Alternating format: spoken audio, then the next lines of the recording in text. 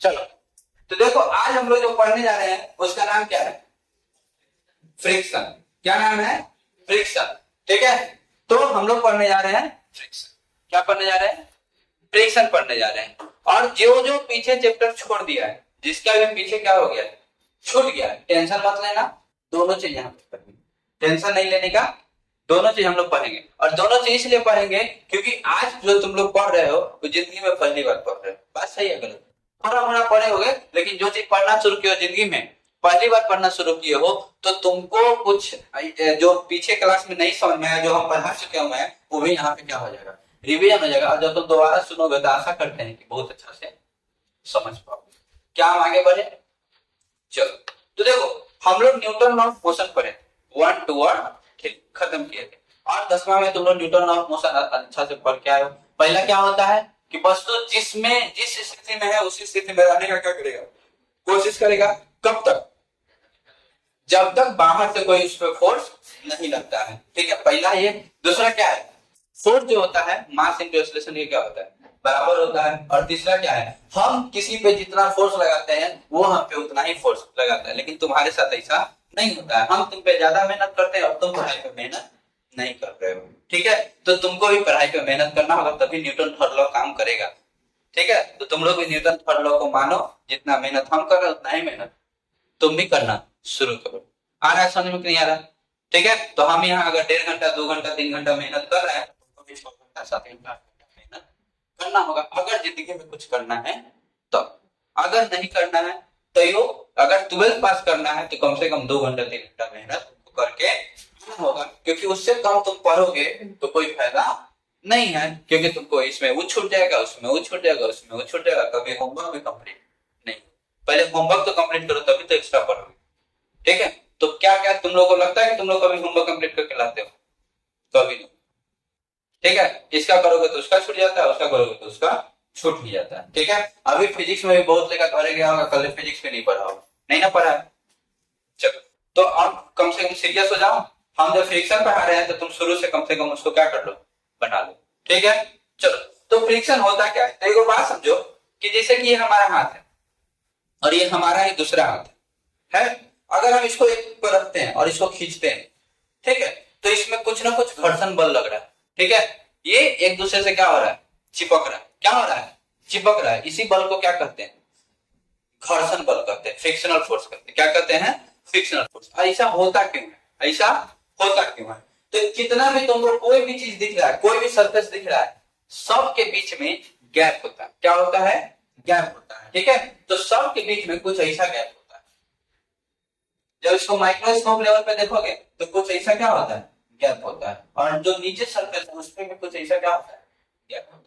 ठीक है, और यही जो गैप है, इसी कारण से इस दोनों के बीच में जो फोर्स होता है उसी को कौन सा फोर्स कहते हैं? फ्रिक्शनल फोर्स कहते हैं। ठीक है, उसी को कौन सा फोर्स करते हैं? फ्रिक्शनल फोर्स कहते हैं। ठीक है, और ये फ्रिक्शनल फोर्स को हम लोग एक कांस्टेंट से दर्शाते हैं, जिसको हम लोग म्यू क्या कहते हैं? म्यू। ठीक है, जिसको क्या कहते हैं? म्यू। और म्यू इक्वल टू 0 होगा। कब होगा? जब ये सरफेस को हम स्मूथ मान लें। क्या मान लें? स्मूथ मान लें। जैसे कि कैरम बोर्ड खेले हो, कैरम बोर्ड, तो गोटी जब फिसलते नहीं रहता है तो हम लोग क्या करते हैं? पाउडर डाल देते हैं। तो तुम सोचो पाउडर डालते हैं तो क्या होता होगा। तो जब हम पाउडर डालते हैं तो ये जो गैप है इसमें पाउडर और पेनिंग होता है, तो जाके इसमें क्या हो जाता है? भर देता है। इसको भी क्या कर देता है? भर देता है। ठीक है, और भरने के कारण हमारा स्ट्राइकर जो स्मूथ क्या होता है? स्लिप करना शुरू कर देता है।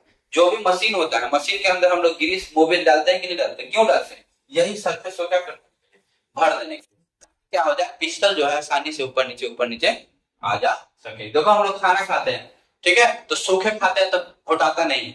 वही जब सलाइवा उलाइवा उसमें पूरा मिल जाता है, गीला हो जाता है, आराम से पेट में क्या हो जाता है, अंदर चला जाता है। तो घर्षण तो सभी जगह। ठीक है, तो ये भी क्या है? हमारा घर्षण। ठीक, और म्यू का वैल्यू हमको जब भी हम क्वेश्चन बनाएंगे तो हमको क्या करेगा? देख। क्या करेगा? देख। ठीक है, तो फ्रिक्शन क्या होता है ये समझ में आ गया। फ्रिक्शन क्या होता है समझ में आ गया। ठीक है, तो आगे समझो। तो पहला क्वेश्चन हम लोग देखते हैं कि अगर एक मास क्या है? m, और इसको एक से आई की तरफ क्या कर रहे हैं?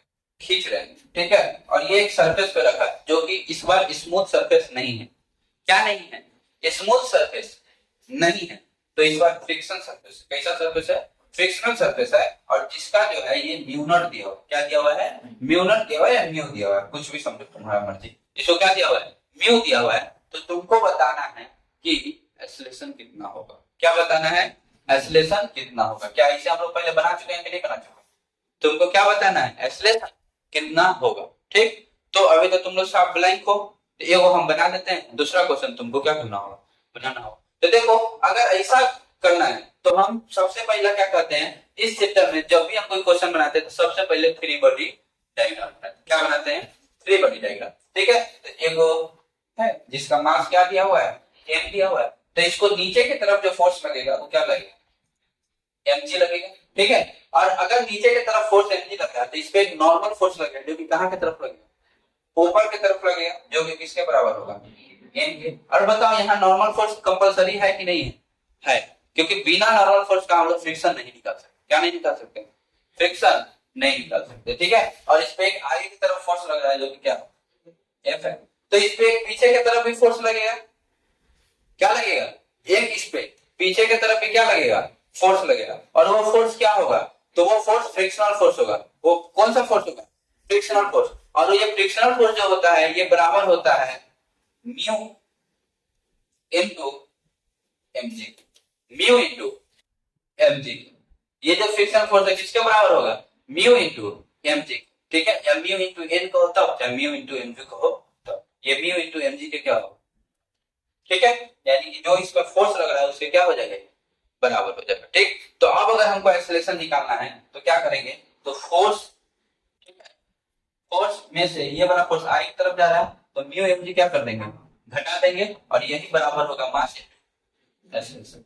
ये हमारा आंसर, ये हमारा क्या होगा? आंसर हो गया। ठीक है, अच्छा, यही अगर फ्रिक्शन नहीं था तो हम रिवीजन कर लेते हैं। यही अगर फ्रिक्शन नहीं था तो हम कैसे निकाले थे? अगर फ्रिक्शन नहीं था तो ये वस्तु था, इसके नीचे की तरफ वो फोर्स लगा था mg, ऊपर की तरफ फोर्स लगा था n, आई की तरफ फोर्स लगा था n, पीछे की तरफ कोई फोर्स नहीं लगा था। अगर किसको किसको यहाँ पे डाउट है कि फ्रिक्शन फोर्स इधर की तरफ क्यों लगता है, सोच के देखो, सोच के देखो। फ्रिक्शन फोर्स है जो लॉस होता है, हमेशा क्या होता है?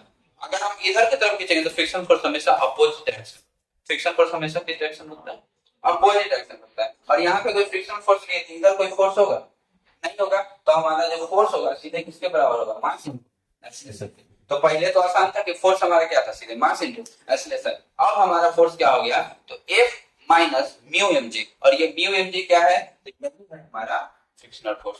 ठीक है, और माइनस क्यों हुआ है? क्योंकि ये अपोजिट डायरेक्शन में ही लगता है। हमेशा फोर्स के किस डायरेक्शन में लगता है? अपोजिट डायरेक्शन में लगता है। तो इसीलिए यहाँ पे होगा F minus mu mg equal to mass into acceleration. ठीक है, ये हमारा इक्वेशन हो, ये हमारा क्या हो गया? इक्वेशन हो गया। अगर हमको एक्सेलरेशन निकालना है तो हमको m से क्या कर देना होगा? m से क्या कर देना होगा? भाग कर देना। ये हमारा क्या हो जाएगा? क्या सबको समझ में आया? क्या आया समझ में कि नहीं आया? दूसरे भाषा में तुम इसको ये भी लिख सकते हो, म्यू mg की जगह म्यू इनटू n भी लिख सकते हो। क्या लिख सकते हो? Mu into n। तो कहोगे सर जी आप क्यों लिखे हैं म्यू mg, हमको बताइए। तो हम क्यों लिखे हैं कौन बताएगा? क्योंकि यहाँ पे n इक्वल टू क्या लिखा हुआ? यहाँ पे n इक्वल टू क्या है? mg है, इसीलिए हम mg लिखे। समझ में? ठीक है, अगर थोड़ा मोड़ा कुछ चेंज होगा तो चेंज होगा। ठीक है, तो यहाँ पे म्यू इनटू mg लिखो या म्यू इनटू n लिखो। किस केस में? जब सीधा है, हॉरिजॉन्टल है, लेकिन एंगल चेंज होगा तो चेंज हो जाएगा। एंगल चेंज होगा तो चेंज हो जाएगा, नहीं होगा नहीं होगा, नहीं मत बोलो। तो यहाँ पे तुम देख सकते हो म्यू इनटू mg मत, ये हर केस के लिए हो गया म्यू इनटू n, और यहाँ पे n इक्वल टू क्या है? mg होगा। हम क्या लिखते हैं? mg। क्या ये चीज समझ में आए? तो अगर ये चीज तुमको समझ में आ गया तो तुम दूसरा क्वेश्चन बना सकते हो, और इस क्वेश्चन के लिए तुमको हम पूरा समय देंगे। ये हमारा मास है, और इस ये जो सरफेस पे लगा है यहाँ पे क्या लग रहा है? म्यू। ठीक है, म्यू फ्रिक्शन हो रहा है, और इसको फोर्स जो है ऊपर की तरफ लग रहा है, जो कि यहाँ से किस एंगल पे है? थीटा एंगल पे। ठीक है, तब हमको तुम आई की तरफ बता दो। चलो यहाँ ध्यान दो।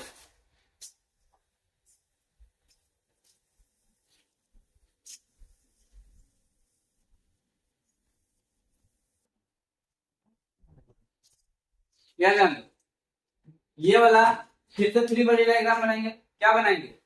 Three body diagram. ठीक है, उसमें तो आई की तरफ से वो फोर्स है जो कि कितना है? एफ है जो कि कितने एंगल पे है, थीटा पे। तो इसका कंपोनेंट टूटेगा इधर की तरफ एफ कॉस थीटा और इधर की तरफ एफ साइन थीटा। इसका काम खत्म हो गया, हो गया। अब नीचे की तरफ एगो फोर्स लग रहा है जो कि किसके बराबर है, mg के बराबर है, और एगो इधर की तरफ फोर्स लगेगा जो कि किसके बराबर है, तो म्यू के बराबर, कि म्यू इंटू एन के बराबर, म्यू इंटू एन के बराबर, ठीक है। और ऊपर की तरफ एन लग रहा है, ऊपर की तरफ क्या लग रहा है, एन लग रहा है, क्या लग रहा है, एन लग रहा है। एन ऊपर की तरफ लगेगा ना, तो ऊपर की तरफ क्या लग रहा है, एन लग रहा है। क्या ये हो गया, फ्री बॉडी डायग्राम खत्म हो गया, कौन खत्म हो गया, फ्री बॉडी डायग्राम, ठीक है। तो सबसे पहले हम ये वाला लिख देते हैं। तो ऊपर की तरफ एगो फोर्स है F sine theta plus N equal to किसके बराबर है, एमजी के। मतलब एन इक्वल टू क्या हो जाएगा, MG minus F sine theta, ये एन का वैल्यू आ गया, ठीक है। और इसी में हम लोग म्यू से मल्टीप्लाई कर दे, क्या चीज से मल्टीप्लाई कर दे, म्यू इंटू एन, तो हमको ये वाला फोर्स निकल जाएगा। तो ये कितना हो जाएगा, तो हो जाएगा mu into MG minus F sine theta, ठीक है। अब हम लोग ये वाला निकालते हैं, ठीक है। तो आई की तरफ वस्तु जा रहा है, वस्तु किधर की तरफ जा रहा है, आई की तरफ, तो क्या होगा F cos theta, F cos theta में से कितना घट जाएगा, म्यू एन, और म्यू एन का वैल्यू हमको पता है क्या है, mu MG F sine theta, और ये बराबर होगा force equal to mass into acceleration, बराबर हो जाएगा। ये हमारा आंसर है, ये हमारा क्या रहेगा, क्या समझ में आया कि नहीं आया, आया, ठीक है। तो क्या होगा, F cos theta mu mg minus F sine theta equal to mass into acceleration. तो तुमको पहले ही से कह रहे थे, अगर मान लो यहाँ पे फ्रिक्शन नहीं होता, क्या नहीं होता, तब फ्री बॉडी डायग्राम क्या होता, तो एगो फोर्स जो है इधर की तरफ लग रहा था एफ कॉस थीटा, ऊपर की तरफ एफ साइन थीटा, इधर की तरफ कोई फोर्स नहीं लग रहा था, नीचे की तरफ एगो फोर्स लग रहा था mg, और एक लग रहा था ऊपर की तरफ नॉर्थ। ये पहले से भी हम लोग लिख के क्या कर रहे हैं, लेकिन उस समय हम लोग इस फोर्स का और इस फोर्स का काम बात करवे नहीं करते थे, हम लोग सिर्फ यहीं से बात करते थे। क्या बात करते थे कि फोर्स लग रहा है एफ कॉस थीटा, इसके कारण से एक्सीलरेशन हुआ है तो मास इनटू एक्सीलरेशन, तो ये लिखते थे। और उस समय हम लोग लिखते थे, क्या लिखते थे, तो a equal to F cos theta बटा में एम। बात सही है गलत, सही है। तो आप स्मूथ सरफेस था, स्मूथ सरफेस पर म्यू इक्वल टू 0 हो जाता है, तो जैसे म्यू इक्वल टू 0 होगा, ये पूरा फोर्स क्या हो जाएगा, 0। तो force F cos theta equal to mass into acceleration. क्या आंसर है कि नहीं है, आया समझ में। तो दोनों चल रहा है एक साथ, दोनों एक साथ है, तुम्हारा क्या हो रहा है, चल रहा है। क्या ये समझ में आया, नहीं आया, आया, चलो। तो इसको छापना है, छाप लो, ठीक। अगला question, question number third, question number third, ठीक।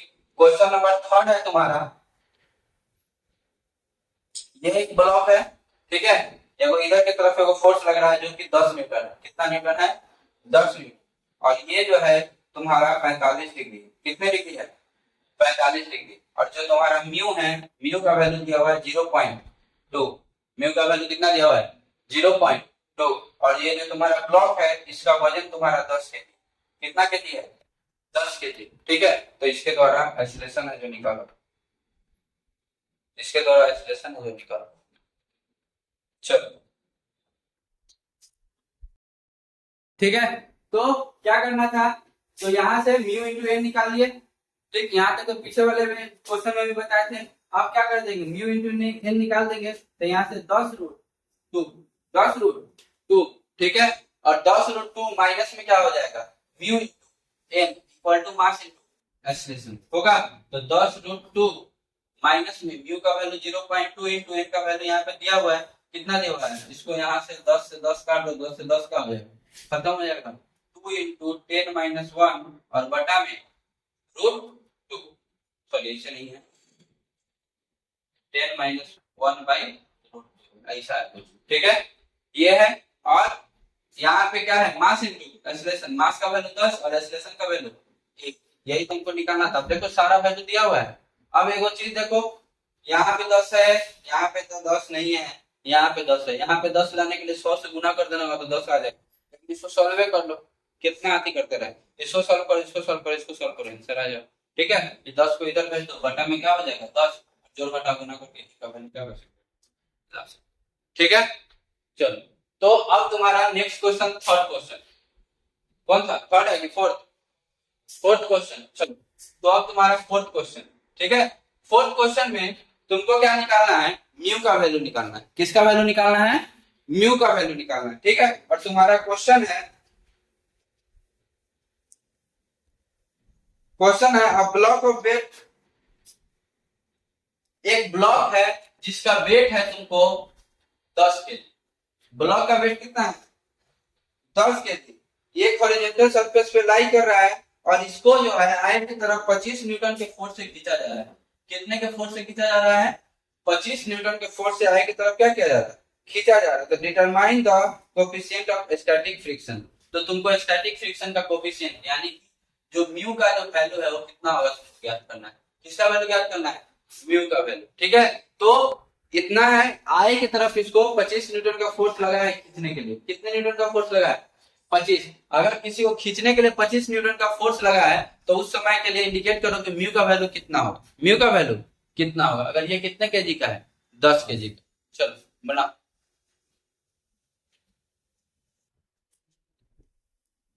चलो यार क्या लिखा हुआ है? 10 किलो का ब्लॉक है, 25 न्यूटन से आगे की तरफ क्या किया गया? खींचा जा रहा है। तीनों वाली डायग्राम में इधर की तरफ का फोर्स होगा जो कितने न्यूटन का होगा? 25 न्यूटन का। 10 किलो है तो नीचे की तरफ का फोर्स होगा कितने न्यूटन का होगा? 100 न्यूटन का होगा। ऊपर की तरफ का फोर्स होगा जो कि किसके बराबर होगा? नॉर्मल के बराबर होगा। और पीछे की तरफ जो फोर्स होगा वो किसके बराबर होगा? म्यू इंटू एन के बराबर होगा। यहाँ पे एन का वैल्यू कितना हो गया? 100, ठीक है। ये पहला इक्वेशन हो गया, हो गया। दूसरा equation 25 minus mu N equal to mass and acceleration. तो मास कितना है? 10 और एक्सेलरेशन कितना है? 0। क्योंकि जस्ट अभी मूव कर रहा है। अभी क्या करना शुरू किया? कितना फोर्स लगा उसको क्या कराने के लिए? मूव कराने के लिए। ए का वैल्यू कितना हो जाएगा? 0। मतलब कि कुल मिला के 25 इज इक्वल टू क्या हो गया? Mu N. 25 इक्वल टू क्या हो गया? Mu N. हो गया। मतलब कि म्यू इक्वल टू क्या हो गया? 25 बटा एन। और 25 बटा एन और एन का वैल्यू कितना है? 100, ठीक है। यहाँ 25 बटा एन लिख दो, यहाँ पे 25 बटा 100 लिख दो। और 25 बटा 100 को फिर 25 बटा 4 नहीं करना, जहाँ 100 होता है सीधे 0.25। तो म्यू का वैल्यू निकल के आ गया, कितना आ गया? 0.25। कोई दिक्कत, समस्या, परेशानी? एन 100 नहीं है? कहाँ नहीं लिखा था? अच्छा तुम नहीं लिखा था, तो गधा है तो कहां से लिख दे। चलो अगला question. Question find the last pulling force which acting at the angle of 45 degree. याद है तो?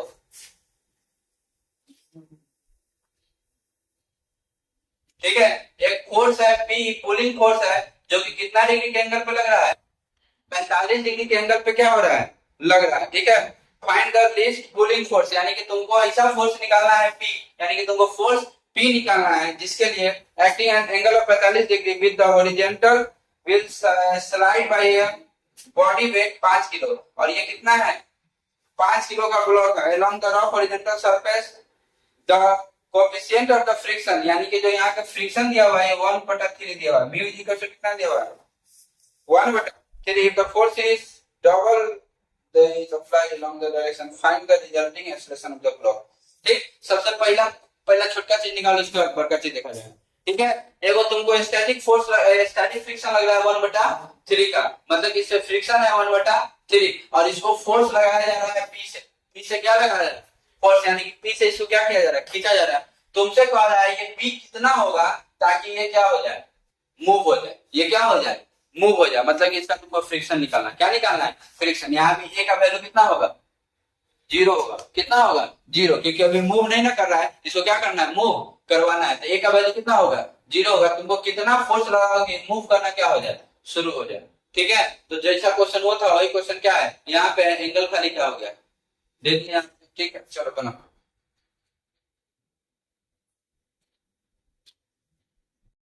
बैल के नाना और नाना याद है? नाना साहब याद है? यहाँ पे हमारा क्या है? यहाँ पे क्या है हमारा? फ्री बॉडी डायग्राम बनाएंगे। 5 किलो का ब्लॉक है, नीचे की तरफ मेरे को फोर्स लगेगा जो कितना के बराबर होगा 5G, मतलब 50 के बराबर होगा। और एक इधर की तरफ फोर्स जो है P, तो इधर की तरफ लगेगा P cos 45 degree, cos 45 degree, cos 45 degree का वैल्यू कितना होता है P/√2। और ऊपर की तरफ एक फोर्स लगेगा जो कि क्या होगा P/√2। ऊपर की तरफ एक और फोर्स लगेगा जो कि क्या होगा नॉर्मल, और एक पीछे की तरफ जो फोर्स लगेगा क्या होगा म्यू इनटू n के क्या होगा बराबर होगा। क्या सब चीज हम लोग लिख लिए हैं? आगे क्या करना है, तो आगे करना है कि इसमें से इसको और इसका इक्वेशन क्या कर देना है बराबर कर देना है। मतलब कि जस्ट क्या हुआ है मूव हुआ है। मतलब हमको क्या पता है P/√2 plus n equal to 50। मतलब कि n इक्वल टू कितना हो गया 50 माइनस P/√2। ठीक है।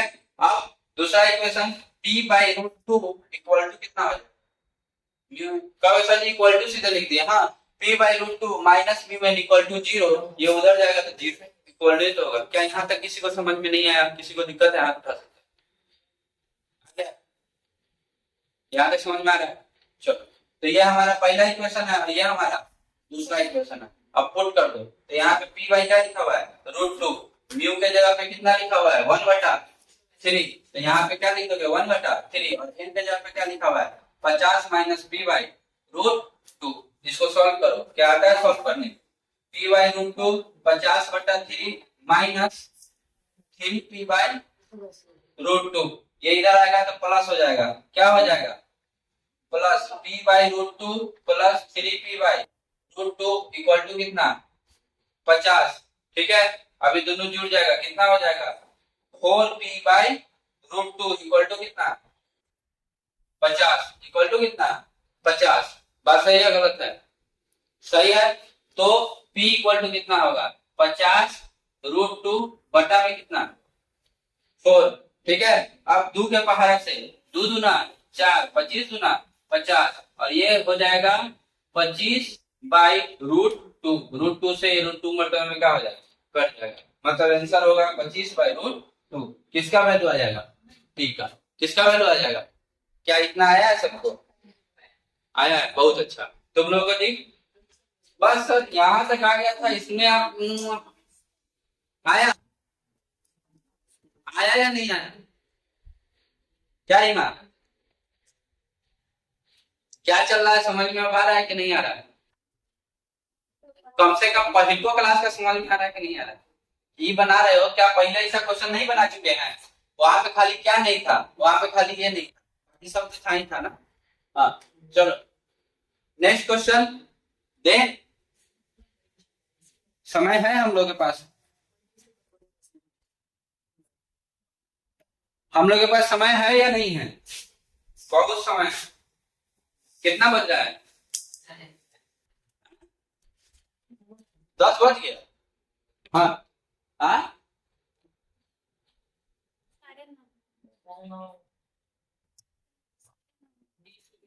9:30 ना हो रहा है, अभी 30 मिनट है ना।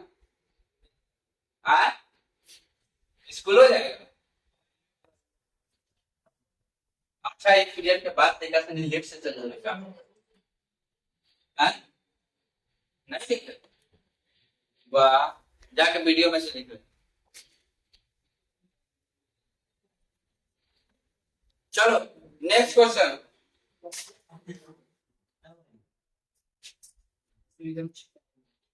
चलो एगो ब्लॉक है 10 किलो का, एगो ब्लॉक क्या है 10 किलो का, इस पे एक फोर्स लगाया जा रहा है F, जो कि यहाँ से 37 डिग्री के एंगल पे है। कितने डिग्री के एंगल पे है 37 डिग्री के एंगल पे है। ठीक है, और इस पे जो फ्रिक्शनल फोर्स लग रहा है जो कि म्यू है वो 0.5 है। कितना है 0.5। और तुमको कह रहा है कि धीरे धीरे आप फोर्स बढ़ाते जा रहे बढ़ाते जा रहे बढ़ाते जा रहे, तो तुमको बताना है कि वस्तु पहले आगे बढ़ेगा कि पहले ऊपर उठ जाएगा। आया समझ में कि नहीं आया? तुमको ये बताना है कि वस्तु ऊपर की तरफ उड़ जाएगा कि आगे की तरफ बढ़ेगा। ये तुमको क्या कर देना बता देना। वस्तु ऊपर की तरफ कब उड़ जाएगा? जब हमारा ये जो फोर्स है F जो है ऊपर की तरफ ज्यादा हो जाएगा तो वस्तु सीधे उड़ जाएगा, घसेगा घसेगा नहीं, सीधे क्या हो जाएगा उड़ जाएगा। लेकिन अगर ये F छोटा रहेगा तो वस्तु कहाँ की तरफ जाएगा आगे की तरफ जाएगा। ये बात पता है कि नहीं पता है? पता है। तो तुमको ये निकाल के बता देना है कि एफ कितना होगा जिसके लिए वस्तु ऊपर उठ जाए, या एफ कितना होगा जिसके लिए वस्तु आगे बढ़ जाए। ठीक है, बना लोगे किसका?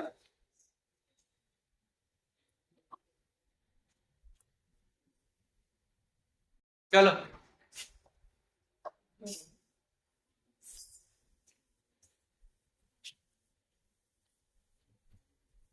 चलो यहाँ पे देखो, यहाँ पे फ्री बॉडी डायग्राम बनाएंगे। आई की तरफ वो फोर्स लगेगा कि जो कि कितना होगा एफ कॉस 37 डिग्री, ऊपर की तरफ एफ साइन 37 डिग्री। ठीक है, पीछे की तरफ क्या होगा म्यू इंटू एन, और नीचे की तरफ टेन जी, और ऊपर की तरफ एक और फोर्स लगेगा जो क्या होगा नॉर्मल। ठीक है, तो N plus F sine 37 degree equal to 10 g, पहला इक्वेशन।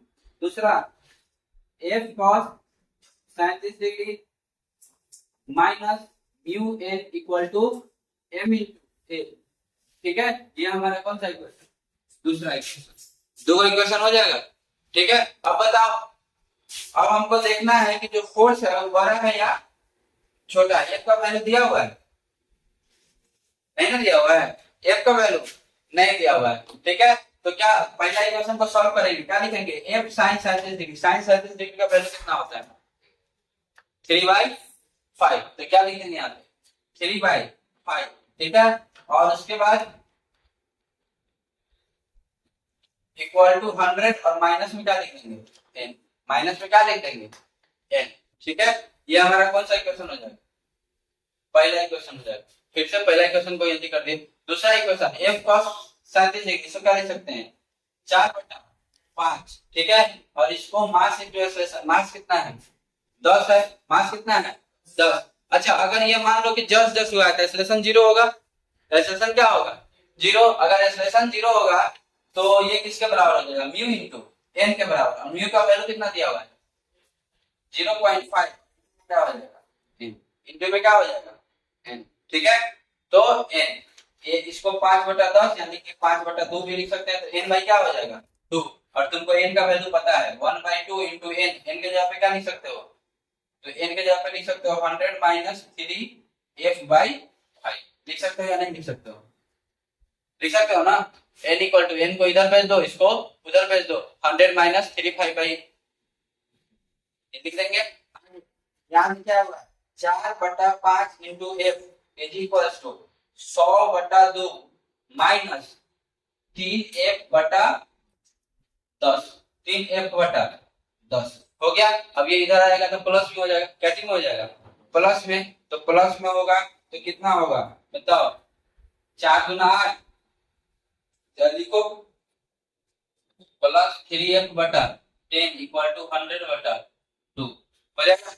मतलब कि 4 दूना 8, 8 और 3 11/10f, 11/10f इक्वल टू कितना 100/2, 100/2 मतलब 11/10f इक्वल टू 100/2।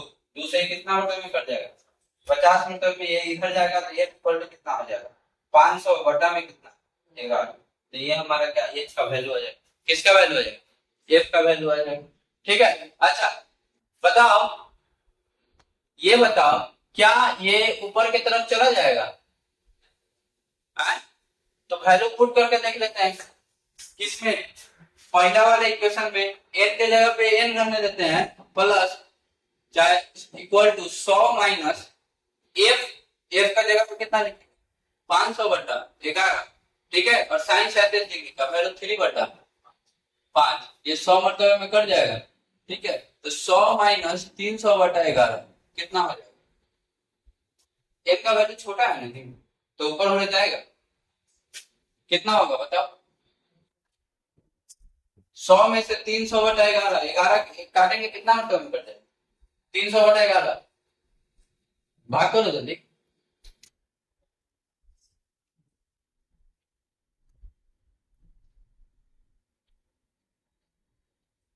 हाँ 27, मतलब 100 में से 27 घटेगा तो कितना 83, हाँ 73, 73 कितना के आसपास 73 के आसपास, अभी भी नॉर्मल फोर्स कितना लग रहा है 73, और तुम्हारा mg कितना होगा 100, mg कितना होगा 100, ठीक है।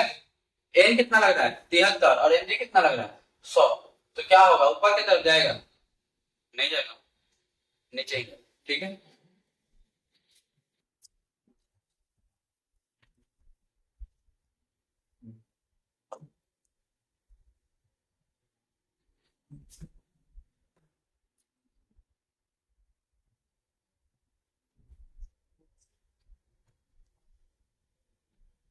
ठीक है, अगर इसको लिफ्ट करना है तो फोर्स और क्या करना होगा, बढ़ाना होगा, फोर्स और क्या करना होगा, बढ़ाना होगा। थोड़ा और फोर्स बढ़ेगा तो क्या हो जाएगा, लिफ्ट भी हो जाएगा, क्या हो जाएगा, लिफ्ट भी हो जाएगा। और लिफ्ट करने के लिए कुछ नहीं करना है, लिफ्ट करने के लिए n plus F sine theta n plus F sine 37 degree, ये जो होगा बड़ा होना चाहिए, क्या होना चाहिए, बड़ा होना चाहिए, कितना से 100 mg से, कितना से बड़ा होना चाहिए 100 से बड़ा हो जाना चाहिए, तब ये क्या हो जाएगा, लिफ्ट हो जाएगा, क्या हो जाएगा, लिफ्ट हो जाएगा, यानी कि ऊपर की तरफ भागना चाहिए, ठीक है। चलो टाइम हो गया, हाँ? 5 मिनट बाकी है। चलो, जब तुमको पढ़ने का मन नहीं है तो हम पढ़ाने वाले भी, ठीक। तो ये तुम्हारा फ्रिक्शन खत्म हो गया, यानी कि एक ब्लॉक वाला खत्म हो गया, 2 ब्लॉक वाला, 3 ब्लॉक वाला, 4 ब्लॉक वाला, चलिए तो एक ब्लॉक वाला क्या हो गया, खत्म हो गया। इसको देखा था नहीं, कॉपी में देखो, फ्रिक्शन का मोटा मोटी नॉलेज आ गया तुम्हारे पास, तो अब क्वेश्चन से बनाना क्या कर दो, शुरू कर दो, किताब में जो भी क्वेश्चन मिलता है उसको बनाओ, ठीक है। तो घर से वो क्वेश्चन बना के लेके आएगा, क्या क्वेश्चन बना के लेके आएगा, क्वेश्चन नोट करो। ये एक ऐसा प्लेटफॉर्म है जिसमें ये 30 डिग्री है, इस पे जो मास है m है 30 डिग्री नहीं, अभी थीटा लेके बनाओ, ये क्या है थीटा, और इस दोनों के बीच में जो फ्रिक्शन है वो कितना है, म्यू के क्या है, बराबर है, ठीक है। और वस्तु तुमको पता है किधर की तरफ स्लाइड करेगा, नीचे की तरफ क्या करेगा, स्लाइड करेगा, तो एक्सलेशन निकाल के लेके आना, कर क्या करके आना, एक्सलेशन बना के, जो बना सकता है यहाँ भी बना लो।